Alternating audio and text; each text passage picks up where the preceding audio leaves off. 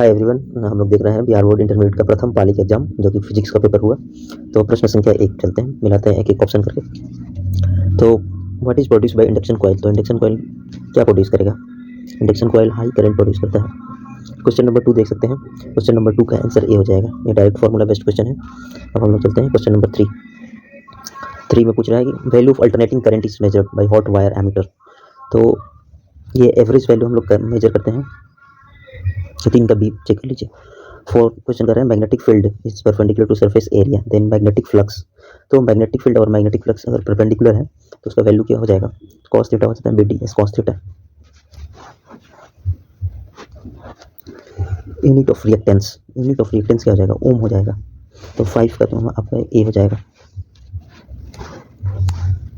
Question number 6 में आते हैं। Mean value of alternating current in a full cycle. Full cycle में mean value क्या हो जाएगा? 0 हो जाएगा। Phase difference between alternating current and EMF और फेज अल्टरनेटिंग करंट के बीच का फेज डिफरेंस हो जाएगा ऑप्शन ए cos फाई। अब लोग आते हैं क्वेश्चन नंबर 8 पे। In AC circuit power in loss, power कहाँ लॉस होगा? जहाँ पर रेजिस्टेंस होगा। तो सिंपल 8 का ए आंसर हो जाएगा। क्वेश्चन नंबर 9 की तरफ आते हैं। पूछ रहा है an alternating current is represented by equation. Equation दिया हुआ है, इक्वेशन का फॉर्मेट होता है I equal to A sine omega T. तो टी दिया हुआ है, ओमेगा इक्वल टू क्या होता है? ओमेगा इक्वल टू यहाँ पे 100 पाई है और फॉर्मूला भी होता है ओमेगा का 2 पाई एफ। तो 2 पाई एफ इक्वल टू क्या हो जाएगा? 100 पाई। तो यहाँ से हम एफ फ्रीक्वेंसी का वैल्यू निकालेंगे जो कि 50 होगा। 10 number question, current use in electroplating. तो एसी करंट का उपयोग होता है इलेक्ट्रोप्लेटिंग के लिए।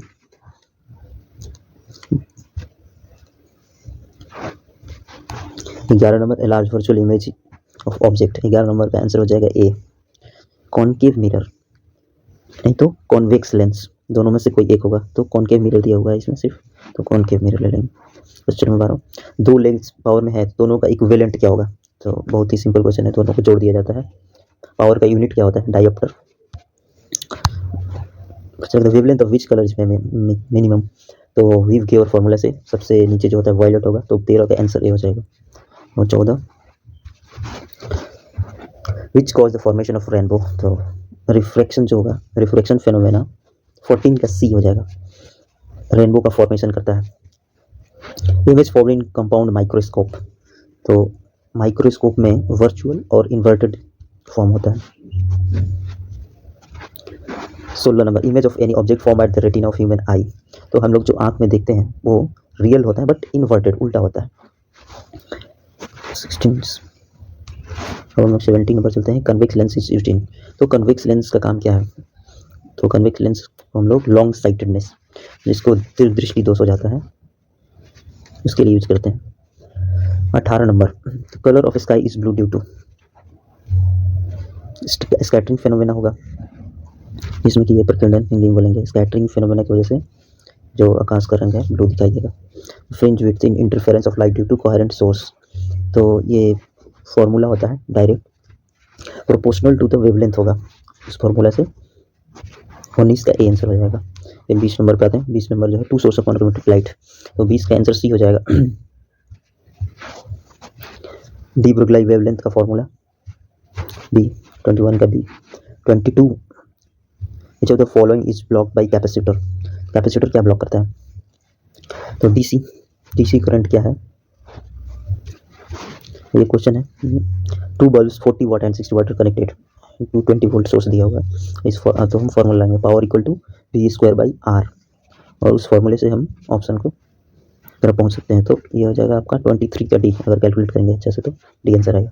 24 number, the resistance of any wire. Resistance दिया हुआ है conductivity, R equal to rho L by P. So rho L by A होता है एरिया। तो 24 का हो जाएगा A option. 25 N equal resistor. तो 25 का हो जाएगा D answer, N square. 26 number question के पास आते हैं। 26 नंबर क्वेश्चन में बोल रहा है to increase the sensitivity of potentiometer. Potentiometer का सेंसिटिविटी बढ़ाने के लिए हमें क्रॉस सेक्शन एरिया है जो वायर का बढ़ा देना पड़ेगा। तो ए आंसर हो जाएगा 26 का। 27 जो है किरचॉफ्स लॉ क्या करता है? किरचॉफ्स लॉ में एक जंक्शन होता है, जंक्शन पे सारे जो वायर हैं आके मिलते हैं और वहाँ से हम लोग सबका करंट निकालते हैं। तो जंक्शन पे सबका एनर्जी जो है कंजर्व होता है, इसी की वजह से जितना करंट इनपुट होता है उतना ही आउटपुट होता है। तो कंजर्वेशन ऑफ एनर्जी 27 का सी हो जाएगा। 28 नंबर देखते हैं। 28 number, which one of the following is a unit of magnetic field. तो ये हो जाएगा मैग्नेटिक फील्ड का यूनिट क्या होगा। फील्ड है, ऑब्वियसली बात है कि newton ampere square. 29 photo cell क्या, फोटो इलेक्ट्रिक इफेक्ट है। फोटो 30 क्या है, cathode ray group, cathode ray group में कौन कौन सा रेस है। तो 30 क्या हो जाएगा, ए इलेक्ट्रोड मेथड। अब हम लोग चलते हैं 31 हाफ लाइफ रेडियोटिक, ये सिंपल फॉर्मूला होता है जो कि 31 का हो जाएगा सी आंसर। यहाँ वेवलेंथ डाल देंगे तो हाफ लाइफ निकल जाएगा। कोई भी एलिमेंट का डिकेइंग कांस्टेंट होता है और डिकेइंग कांस्टेंट के साथ मल्टीप्लाई करने के बाद और वेवलेंथ रखेंगे तो इसका हाफ लाइफ निकाल सकेंगे। ऐसा यूनिट ऑफ डिके कांस्टेंट तो हो जाएगा वी हर्ज। यहाँ बोले नंबर ऑफ न्यूट्रॉन्स निकालना है।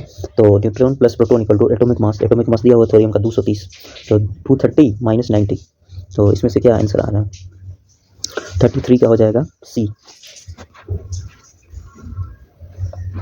34 P N junction diode is based on. तो पी एन जंक्शन डायोड जो है रेक्टिफायर पे बेस्ड रहता है।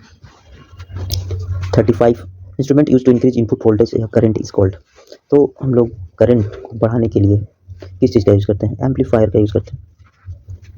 रेक्टिफायर करेगा ही, ऑसिलेटर करेगा ही, डायोड करेगा, सिंपल। तो 36 a magnet is situated near a closed conductor, current can be produced in the conductor if. तो करंट का प्रोड्यूस हो सकता है, रिलेटिव मोशन होगा मैग्नेट और कंडक्टर के बीच में तभी करंट। सिर्फ मैग्नेट बीच में पड़ा रहेगा तो करंट प्रोड्यूस नहीं होगा। तो हमारा यह हो जाएगा 36 का डी आंसर हो जाएगा। 37 में बोलते हैं the value of the current obtained in moving coil galvanometer proportional to. 37 का ए आंसर हो जाएगा deflection. 38 galvanometer is converted into ammeter by adding.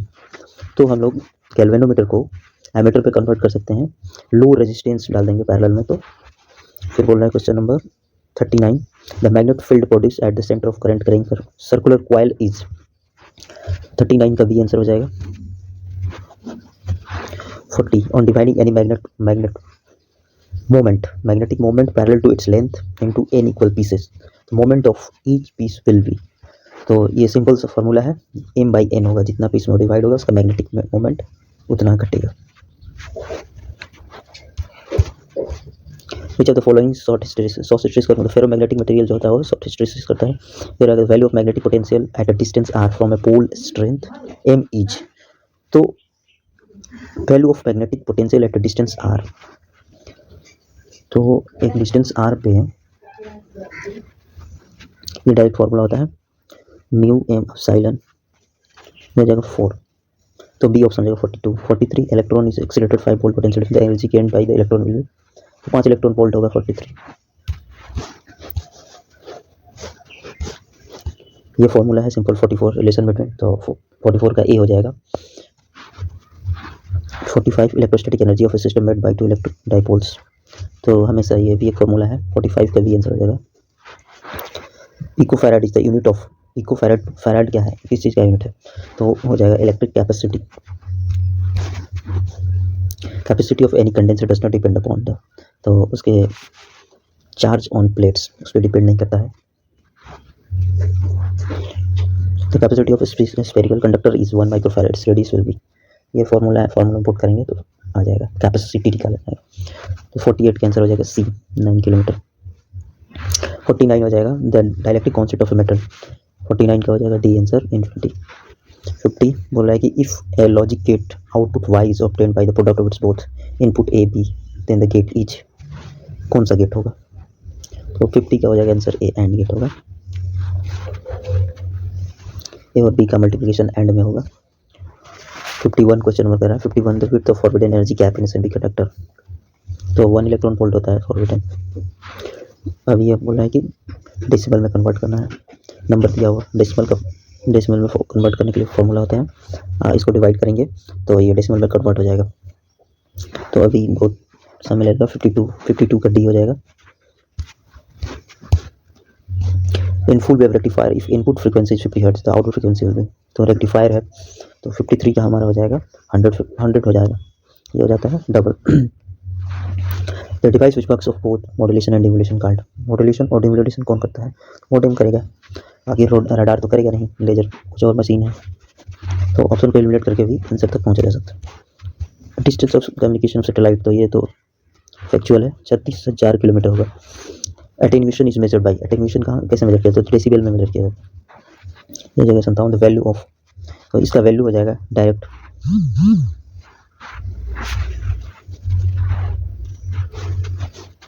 an electron of charge E moves parallel to uniform line of force magnetic field B with velocity V, force acting on electron each, तो कितना force लगेगा, EV by B होगा, 58 का B होना चाहिए, force acting on electron by B नहीं, EVB, ये option 58 है। The nature of electron beams moving with uniform velocity in same direction, तो सेम डायरेक्शन में जब मूव करते हैं बीम्स तो फिर डाइवर्स करेंगे।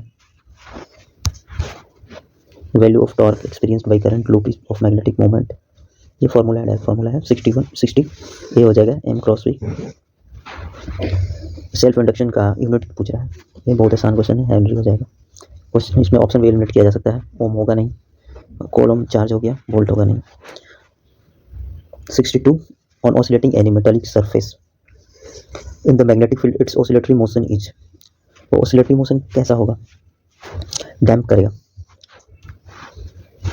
तो 62 का बी हो गया। The working principle of dynamo, dynamo का वर्किंग प्रिंसिपल क्या है, तो ये इलेक्ट्रोमैग्नेटिक इंडक्शन करता है, 63 का तुम्हारा बी हो जाएगा।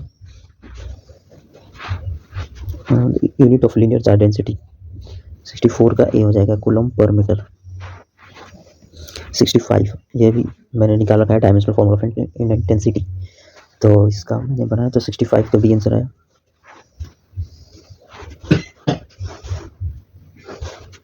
66 number of electrons present in 8 kilo negative charge, 8 से मल्टीप्लाई कर देंगे, फॉर्मूला डायरेक्ट आ जाएगा, एक इलेक्ट्रॉन में कितना नेगेटिव चार्ज आता है उसको 8 से मल्टीप्लाई कर देना, तो बहुत सिंपल है।